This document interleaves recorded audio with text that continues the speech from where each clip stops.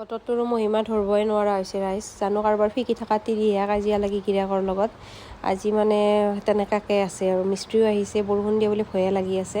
তাৰপিছত এয়া মই বাহিৰতে চৌকাটো পাতি লৈছে, এটা নতুন চৌকা আমি কিনি আনিছিলোঁ। আম্মাই ক'লে যে ময়ে ইউজ কৰোঁ, ঈদৰ টাইমত ইউজ হৈছিল বাৰু।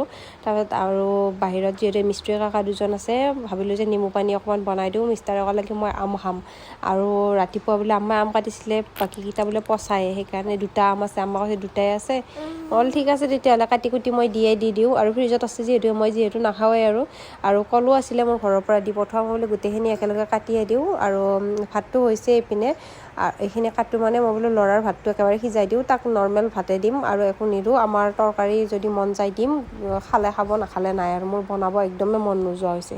আৰু আম্মাক খাব দিছোঁ, দেখিছেনে ৰাইজ, মই চামুচ নিদিয়াকৈ। আম্মাই এতিয়া কৈছে মই কিহেৰে খাম, মই বোলো খৰিৰে খাই থাকা আৰু ফুটাই মানে মাথাই কাম নকৰা হৈছে ল'ৰাৰ লগত। আৰু এই আহি দেখিছোঁ উঠিছে ছাৰ, তাৰপিছত মিষ্টাৰৰ তাকো খাব দিলোঁ, আৰু আহি মিস্ত্ৰী কাকাহঁতকো চৰ্বত তৰ্বত দিলোঁ। আজিলৈ ইমান।